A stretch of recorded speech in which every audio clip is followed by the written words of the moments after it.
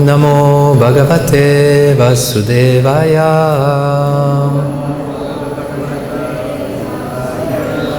Om Namo Bhagavate Vasudevaya.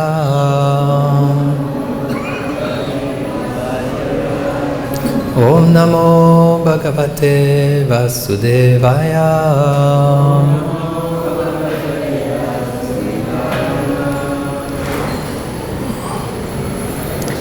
We are reading today Srimad Bhagavatam, Canto 9, Chapter 4, verse 69. The chapter is called Ambarish Maharaj Offended by Durvasa Muni.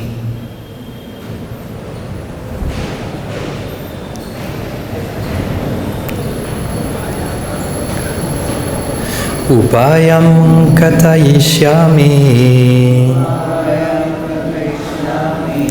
Tava viprashrunin vastat Ayam hyatma vicharaste Yatastam yahimma chiram Sadushu prahitam teja Prahartu kurute shivam. So translation and purport by His Divine Grace, A.C. Bhaktivedanta Swami Srila Prabhupada Ki Jai. So we can imagine Durvasa Muni is now right in front of the Supreme Personality of Godhead, and he is now speaking to him, he is now advising him. O Brahmana, Shishi Gaurnitaya Ki Jai, Shishi Krishna Balaram Ki Jai, Shishi Radheshyam Ki Jai. O Brahmana, let me advise you for your own protection. Please hear from me. By offending Maharaj Ambarish, you have acted with self-envy. Therefore, you should go to him immediately without a moment's delay. One's so-called prowess, when employed against the devotee, certainly harm he who employs it. Thus, it is the subject, not the object, who is harmed. Purport. A Vaishnava is always an object of envy for non-devotees, even when the non-devotee happened to be his father. To give a practical example, Hiranyakashipu was envious of Prahlad Maharaj, but this envy of the devotee was harmful to Hiranyakashipu, not to Prahlad. Every action taken by Hiranyakashipu against his son Prahlad Maharaj was taken very seriously by the Supreme Personality of Godhead. And thus, when Hiranyakashipu was on the verge of killing Prahlad, the Lord personally appeared and killed Hiranyakashipu. Service to a Vaishnava gradually accumulates and become an asset for the devotee. Similarly, harmful activities directed against the devotee gradually become the ultimate cause of the performer's fall down. Even such a great Brahmana and mystic yogi as Durvasa was in a most dangerous situation because of his offenses at the lotus feet of Maharaj Ambarish, a pure devotee. The verse again, O Brahmana, let me now advise you for your own protection. Please hear from me. By offending Maharaj Ambarish, you have acted with self-envy. Therefore, you should go to him immediately without a moment's delay. One's so-called prowess when employed against the devotee certainly harms he who employs it. Thus, it is the subject, not the object, who is harmed. Om Jnanati Mirandasya Jnananjana Shalakaya Chakshurunmilitam Yena Tasmai Shri Gurave Namaha Sri Chaitanya Manobishtam Stapitam Yena Bhutale Svayam Rupa Kadamayam Dadati Svapadantikam He Krishna Karuna Sindhu Dinabandho Jagatpate Gopesha Gopika Kanta Radha Kanta Namostute Tapta Kanchana Gaurangi Radhe Vrindavaneshwari Vrishabhanusute Devi Pranamami Hari Priye Jayatam Surato Pangor Mama Manda Matergati Matsarvasva Padambujo Radha Madana Mohano Jaya Sri Krishna Chaitanya Prabhu Nityananda Shri Advaita Gadadhar Shivasadi Gaura Bhakta Vrinda Hare Krishna Krishna Krishna Hare Hare Hare Rama Rama Rama Hare Hare Panchakalpa Tarubhyasya Kripa Sindhubhya Eva Cha Patitanam Pavanebhyo Vaishnavebhyo Namo Namaha.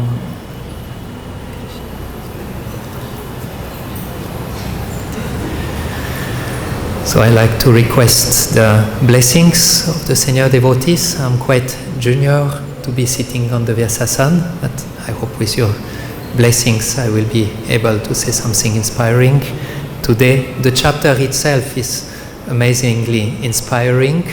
The story itself is showing how valuable the Vaishnavas are for the Lord, how dear the Vaishnavas are there. We can say it's Vaishnava Mahima.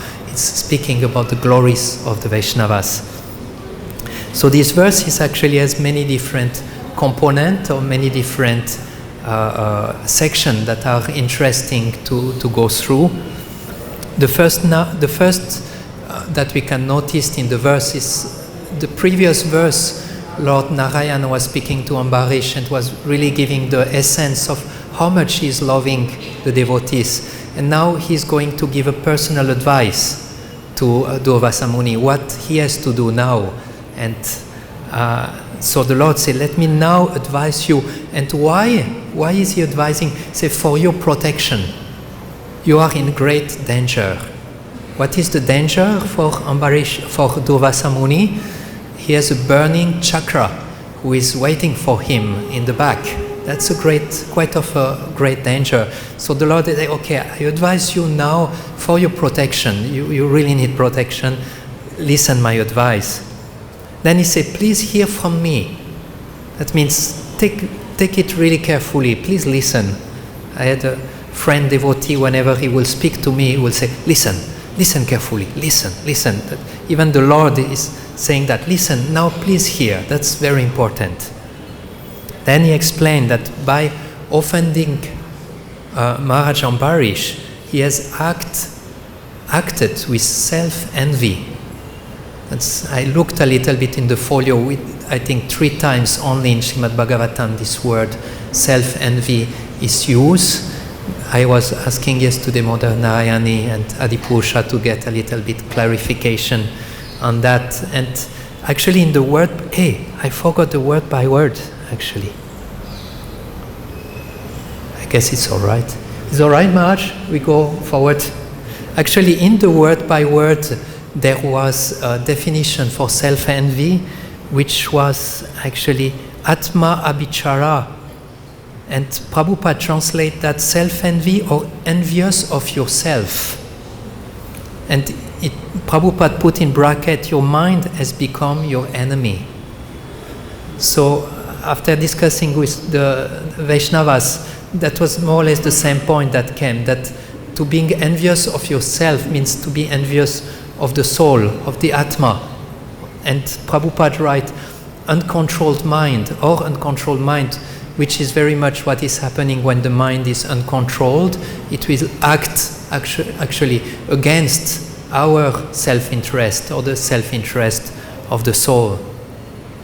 And then the advice comes very clear, you go immediately. you go immediately to Maharaj Ambarish. Do not delay. So this is, I think, the core of this lecture, a feeling or an attitude of urgency. Something very, very bad have happened, and Durvasa Muni is in great danger. So immediately, without delay, you go to Maharaj Ambarish. And then the Lord ends his verse by saying that you have a lot of prowess. You had a lot of power.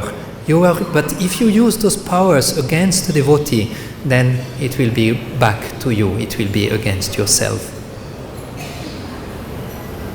Then in the purport, Srila Prabhupada brings the example of Prahlad Maharaj and Hiranyakashipu.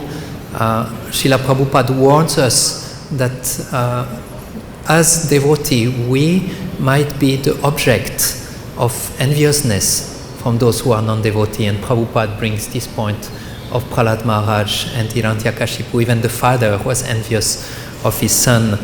And then Prabhupada writes that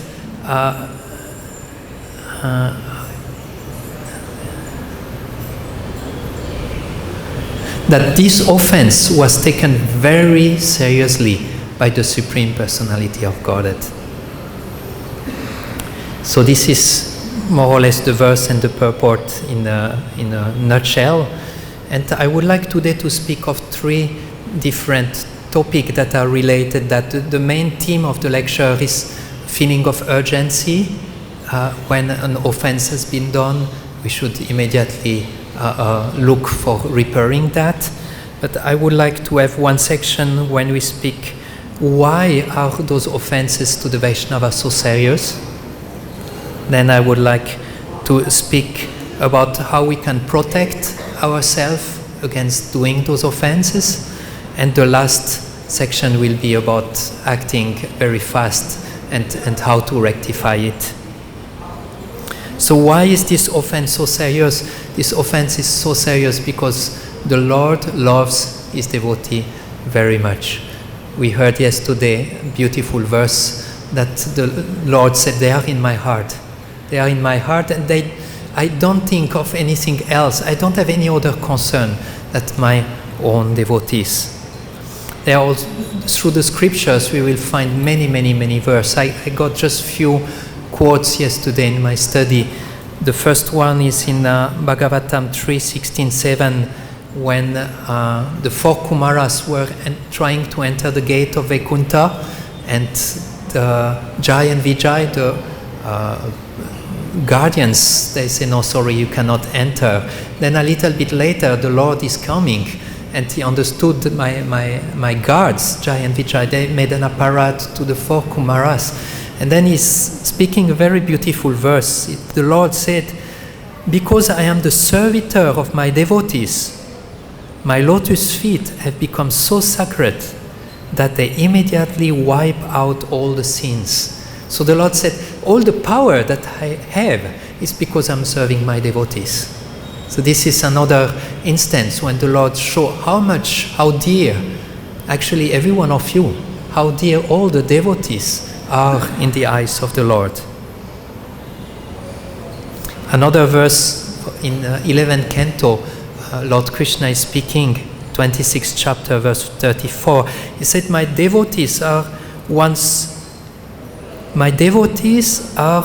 real worshipable deity and real family. They are one's own self, and ultimately they are non-different from me.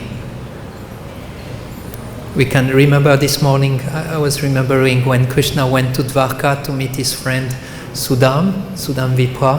When Sudam came to visit Lord Krishna was sitting him in his own seat and was washing his feet. I think you might have seen the picture in the Bhagavatam or Krishna book. Very moving situation where the Lord shows how much dear are his devotees to him. Therefore, the Lord takes it very seriously when an offense is done to his devotees. So now, how can we protect ourselves against such serious offense? And one point that I would like to bring is that we learn to value the devotees.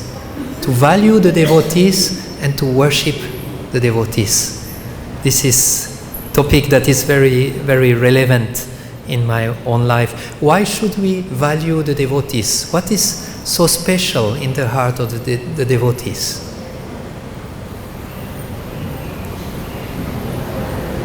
Prabhuji in the back.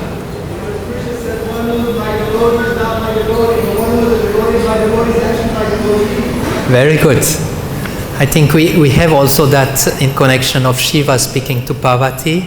He said, if someone worships the Lord, 50-50.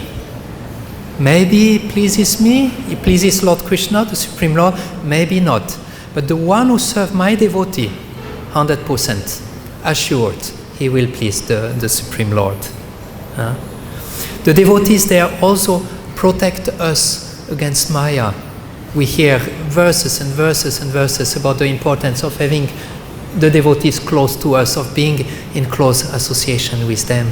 And if you look, obviously, when we are in Sri Vrindavan Dham, so many devotees, it doesn't look so special. But if you look in a global way, if you look the whole entire world, how many do you find who really are ready to dedicate their lives to the Supreme Lord, dedicating their life to serve the Lord? So they are very, very special. Very, very special. So when we learn to value the devotees, then we are actually very much protected in our heart. I'm serving in a temple in Germany, Golokadam temple, and we have sometimes a preacher coming. His name is Vishwavasu Prabhu, and recently he was visiting, and he was saying, the Vaishnavas, they are the object of our worship. They are those we should worship. Now, how can we offend any Vaishnava? How can we offend the object of our worship? How is that possible? So this is something that we have to train ourselves to see all the devotees, all the Vaishnavas, as the object of our worship. When I was young, I was going on book distribution, and we were staying in the house of one Prabhupada disciple. And when we would come back after book distribution, his name was Chandrapati, he was waiting with arati plate, and he was giving us an arati. It was a little embarrassing, but it was practical application of worship of the devotees. And this we find also very often in the scriptures, when it's written that we should be worshipping and glorifying the devotees. In the 10th canto, in the first chapter, at the end of the chapter, there is a part that is called additional notes. I don't know if that happened in any order of the chapter of Bhagavatam, but Prabhupada brings some additional notes into the chapter. And there, Srila Prabhupada writes, glorifying the Lord and glorifying the Lord's devotee are the same. Or rather, glorifying the devotee is more important than glorifying the Lord directly. In another lecture, Bhaktisiddhanta Saraswati speaks also about the glories of the devotees and how they are the object of our worship. Bhaktisiddhanta Saraswati says, Gaura Sundar and his associate are the object of our worship. Gaura Sundar cannot be worshipped without his associate.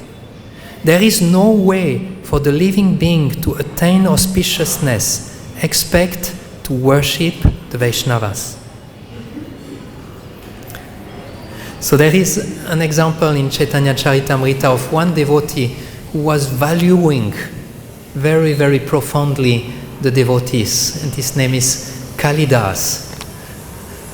Kalidas was an uncle, one of the uncle of Raghunath Das Goswami, and his main hobby, or his main service, or his main attraction was to get the maha, the remnants of the devotees. He will go, it's written in Chaitanya Charitamrita, he had a vow, and his vow was that he will take the remnants of all the Vaishnavas from Bengal. That's must be quite of a number. And it's also quoted in the Chaitanya Charitamrita. He will not go only to the Uttama Bhaktas. He will go to all the Vaishnavas. All the Vaishnavas he will go. He will offer them fruits, especially having some stones inside. Mango was ideal. And then he will hide behind the house of the Vaishnava. And when he will hear that the stone had been thrown outside of the house, he will go and he will relish those Mahaprasad of the devotees. How valuable for him the Vaishnavas were. That's a beautiful example. There is some little bit more example in the Chaitanya Charitamrita. There was Jadu Thakur, another Vaishnava, and Kalidas go, and they have a discussion of humility Olympia of humility. Oh, you are such a great devotee. No, I'm from a lowest caste. No, you are the best devotee. They will argue like this for back and forth, and shows how sweet this relationship between the Vaishnava is, and how much every Vaishnava value the other Vaishnavas. And at the end, Jadu Thakur brings Kalidas out of the courtyard, goes back to his home, and Kalidas turned back and looked down on the ground, and he see the footsteps of Jadu Thakur on the sand. And he waits that Jadu Thakur is back to his house, and when he's out of sin, he's diving into the sand, rolling into the sand, and going into transcendental ecstasy. This is such a beautiful example of valuing every Vaishnava, every devotees. And then later on, he went to Jagannath Puri, and every day Lord Chaitanya would go to the temple, will go to wash his feet at a particular place before Jagannath temple. And Chaitanya Mahaprabhu had a servant called Govinda, and Govinda knew, I have to forbid anyone to drink the water of Mahaprabhu. That was one of his service. Obviously the devotees, by crook or by hook, by trickery or anyway, they knew how important is this water that washed Mahaprabhu's feet. So they will try in many ways to get this water. So one day was Chaitanya Mahaprabhu was washing his feet. Kalidas come and just stand in front and just go with his hands. Start to drink one time, 2 times, 3 times. And Chaitanya Mahaprabhu and Govinda were stunned. How dare he to come and drink in front like this? And then he tried to drink another time, and then Chaitanya Mahaprabhu said, enough, now you got enough, please go away. And there is explanation that Chaitanya Mahaprabhu will not allow that to be done. But he knew Kalidas has so much appreciation for the Vaishnavas, I will give him this mercy. So I thought to take this example today in the lecture, to give us some inspiration to worship and value every single Vaishnava. Is so easily happening in our life, we take it for granted. This Vaishnava is like this Vaishnava is like that. But today in the lecture, the idea is to bring back this awareness how every single Vaishnava is very, very dear to the Lord, and how we should guard ourselves of offending any Vaishnava by valuing them and worshipping the Vaishnavas.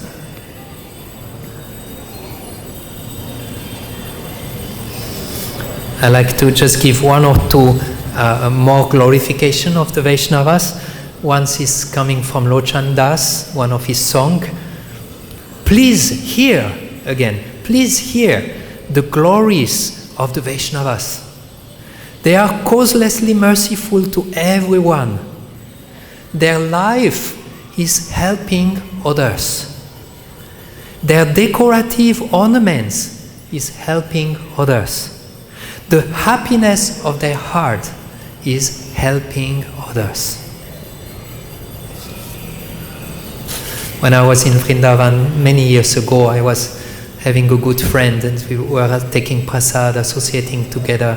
And one day he told me, all the Vaishnavas, they have lotus-like eyes. I said, really? He said, yes, they have lotus-like eyes. because they have soft hearts.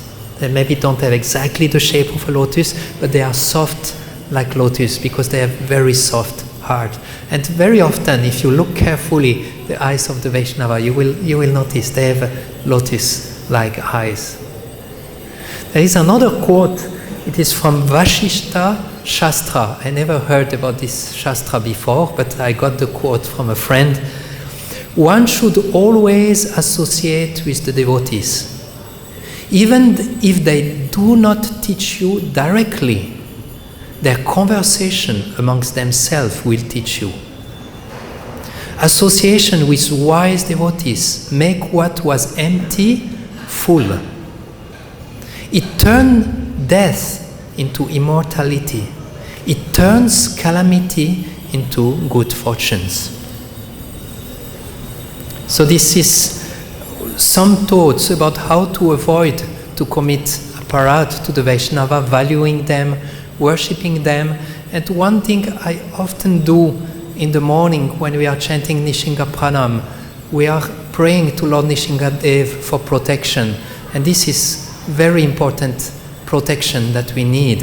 And this is the protection that here Lord is speaking to Durvasa Muni, is protection against Vaishnava aparad. That might help when we pray to Lord Nishingadev. Please protect me for offending any Vaishnava today. Please protect me for offending the holy name. Please protect me against any offenses, because those will be stumbling block. They will block our spiritual path. Another thought in our daily life, we can be introspective into our dealings with the Vaishnavas. How do we interact with them? And it's just so easy to let one offenses skip here, go there. So it's very nice to be introspective in our life. And as soon as we feel, oh, maybe I was a little harsh here, maybe I was not supposed to correct that devotee, or I miss to actually show respect to this great devotee, to immediately trace back and go to the devotee and correct the wrong attitude when it comes. So often in our mind the offenses are coming, and if you let them in the mind, then they will express physically. When they turn in the mind, if we don't immediately deal with this, they will come out in a physical way. So as soon as the offenses come into the mind, immediately correct it, immediately remember the glories of the Vaishnava, try to see the positive into this particular Vaishnava you might have seen in a wrong way. It's so easy to judge devotees, to label them. We put them stickers on the head, or he's like this, or he's like that. But it's very beautiful to learn to have this single vision, sama vision, and to see, wow, they are all in the heart of the Lord. They are all dear to the Lord. This is, I know since today that I have to give this lecture, and preparing myself, I had so many days, or so many times this thought coming, wow, they are all situated in the heart of the Lord. It's very, very beautiful meditation. Very, very, very nice. I like to tell a small story of one devotee who was very, very, very careful to not offend any devotees. And you might have heard the story a few times. His Holiness Radhanath Swami is telling this story. It's the story of a very exalted Vaishnavi. Her name was Ladini Mataji. She used to serve in New Vrindavan. Very, very exalted soul. She was the pujari of Jagannath. The life was extremely austere. They would have to break the ice in the morning to take their shower. And she was worshipping Jagannath, Baladev Subhadra, and after some time she started to read Chaitanya Charitamrita. And as she was reading Chaitanya Charitamrita, she started to get dreams of Lord Nityananda coming in her dreams and saying, you have to go out, you have to distribute books, go out. So she took the dreams seriously. With another Mataji, they took a van, went out in book distribution. But then when she was out in book distribution, she would get dreams of Baladev coming to her dreams, come back, worship me, I want you to worship me. So she would write to Radhanath Swami and say, what should I do, Maharaj? I'm in dilemma. Should I follow Balaram? Should I follow Nityananda? What should I do? A very, very special soul. Maharaj explained that once they were doing book distribution, they have a book stand, they were distributing books and they had deities of Gaura on the book stands. Then the police came and said, you have nothing to do here, you go out. Hladini came and opposed it and said, no, this is our duty, we have to distribute books. So the policeman said, okay, if it's the problem, if you don't want to follow, we just take all of you to jail. So Hladini said, if you want to take us to jail, you have to take them to jail. And she pointed to Gaura. She said, we are here because of them. So if you want to put us to jail, you have to put them to jail. Policemen were a little bit bewildered. They took all the devotees, the deities, everyone to jail. And then after some days, there was a court case that was done. And one devotee was there, one Swami was there to defend the case. And he was saying, yeah, dear judge, we promise we will not do that anymore. And Hladini stood up and said, no, we will do that again. This is because of Gaura, we want to do that. And the judge said, okay, all get out of here. But at the end of her life, she went to preach in North Africa. I'm not 100% sure, I think it was in Nigeria. And she had tremendous success. Her Shraddha was so strong. She would lead Harinam. There was like thousands of people following in her Harinams.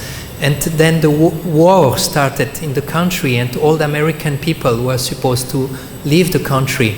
And she decided, no, I will stay here. I have my service here, I will stay here. And she was writing to Radhanath Swami. She was writing, there are bombs falling around, people are killing each other, it's terrible. But she was saying, I have no fear. I have no fear of death. Then she was writing, my only fear is that I may offend a Vaishnava. This is my only fear that I have. And then, close to the end of the story, the military people came one evening to the temple and they were ready to kill everyone. They say, we'll kill all the men, but the women will let you safe. You can go away, but we will kill all the men. Hladini stood up and I say, I will not tolerate that. If you want to kill any one of the men here, you have to kill me first.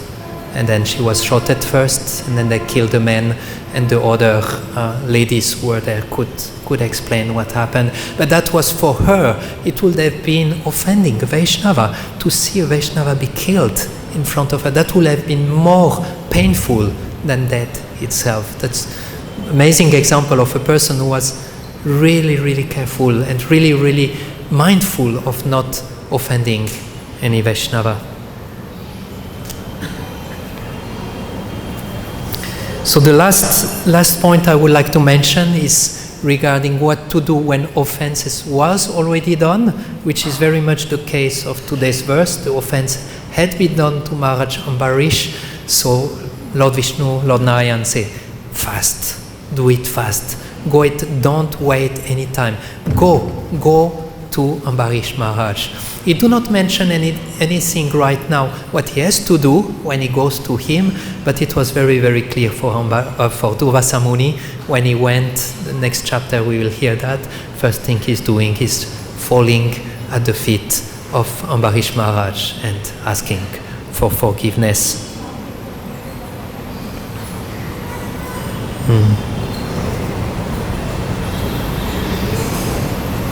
It's very important to offer obeisances, to ask forgiveness. It's just so easy to say, oh Prabhu, I'm sorry. It's so easy to be sorry. But when we offer obeisances, we can really do it from the heart. We can really offer our apology or ask for forgiveness with our heart. I have one, in the community where I'm leading, we have one very nice Vaishnavi, senior Vaishnavi, Mani Manjari, and she always tells that all the dealings you have with the Vaishnava either will bring to you some blessings or either will get to you some dark eyes. So even smallest things, whatever you do with the Vaishnava, either it will empower you or either it will block you. So in any dealings that we have with the Vaishnava, we have to be extremely careful that we always get the positive eye, the blessing eye of the Vaishnavas toward us. Okay. Serving the Vaishnavas, if we have offended the Vaishnavas, serving them, worshipping them. And if there are some difficulties in a relationship, we can always worship in the mind. Yesterday, Narayani Mataji was speaking about Manasa Seva, making a throne in the heart and worshipping the Lord. So this is authorized way. If we have a Vaishnava that we don't want to go too close, but we have to ask forgiveness, we can also do it in the mind, bring him a garland, bring him incense, worshipping in the mind. So this is what I was trying to prepare for today. Today the Lord is giving advice, direct advice to Durvasa Muni. The advice is fast, go fast. The chakra is burning behind your back. Do it immediately. Go and apologize. Go and ask forgiveness. And we were brainstorming, we were analyzing why the devotees are so dear to the Lord, how we can avoid to offend them by valuing them, worshipping them, and what to do if the offense is done, to very seriously, very fast going to ask for apology. And this is not easy.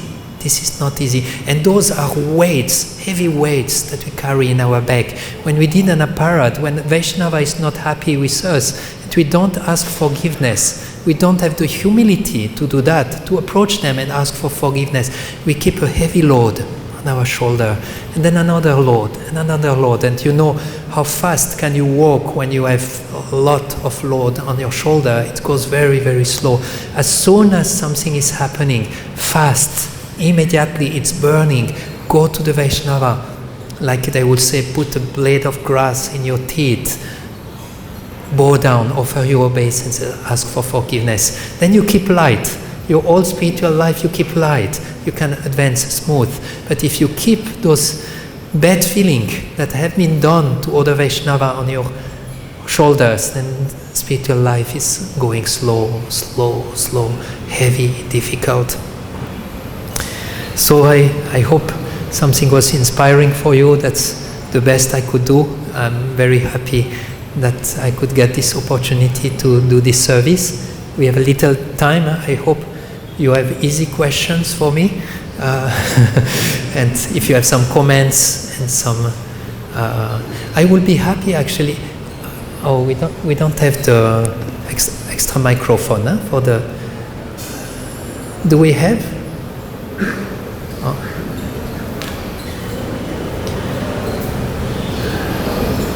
I will be very happy to start the churning by asking Adipusha. Adipusha is one of my teachers, and I'm sure you have something relevant to add into the lecture for a comment.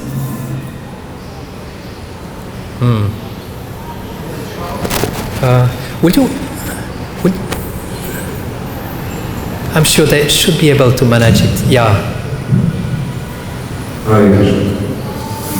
Thank you for your very systematic, nice presentation with 3 parts and with practical recommendation.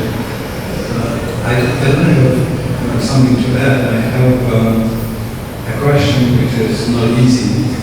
I'm sorry. And probably you have experience that sometimes, especially having to manage or guide people, you have to take decisions, and no matter what decision you make, somebody will be dissatisfied. You decide this way, that part is dissatisfied. You decide that way, this part is dissatisfied. So what do you do if, then if you do, then if you don't? Whatever you decide, somebody is unsatisfied with your decision. Maybe you take offense, maybe even are very unhappy with your decision. But you have to decide one way or the other. What would you suggest to do in such cases? Thank you.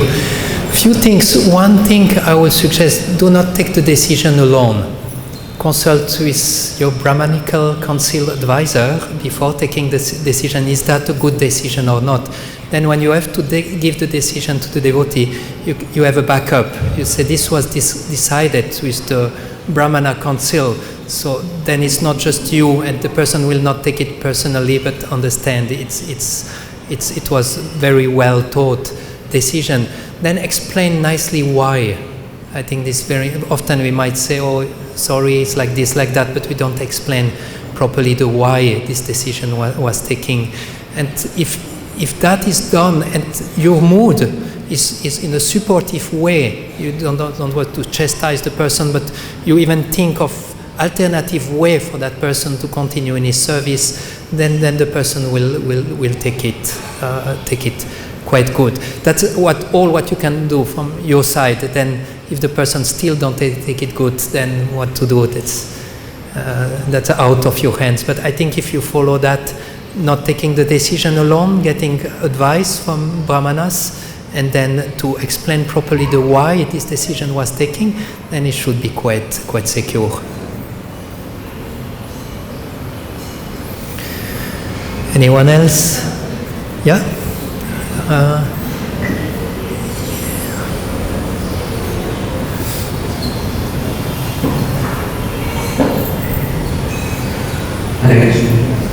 So you said that you are someone who went to the Lord and Lord asked you to go to Namaskar. So this devotedness or you are someone when he is putting devil from his head. So how he was devoted that he did that act. He is a devotee, he is going abroad, he can go everywhere. How did he do this act? You explain how could Durvasa Muni do this action because he's a great devotee? Thank you. That's a good question. One way of seeing that is all into the Lila Shakti of the Lord. The Lord has arranged the pastime.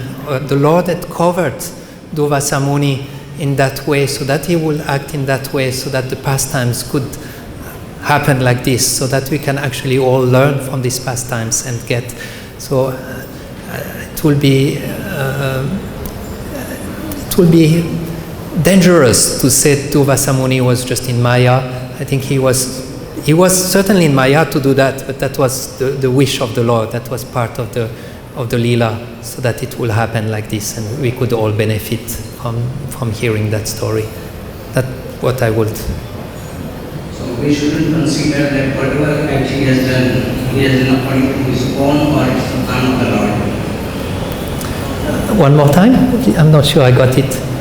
We understand that whatever he did not bring this on his own. This was the plan of the Lord. You said that.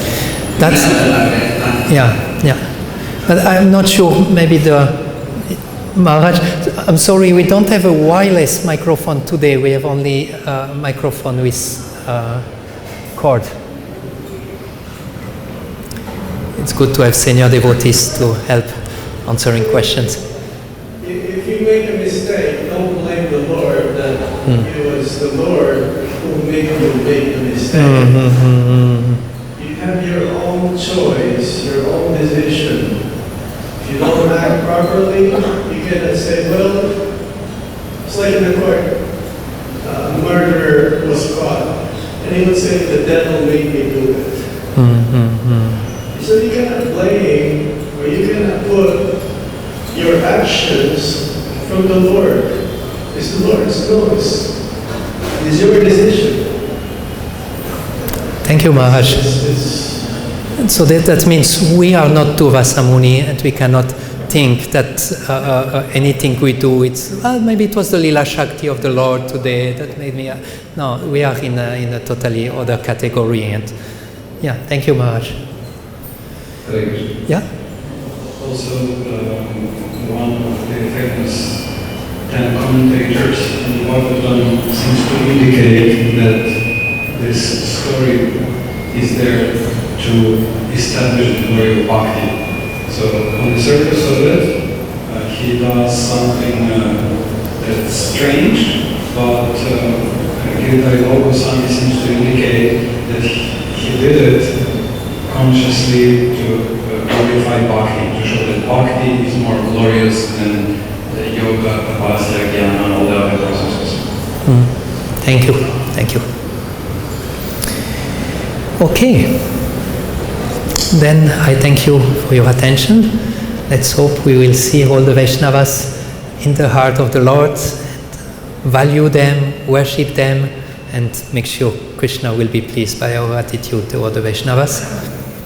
Srila Prabhupada ki Jai.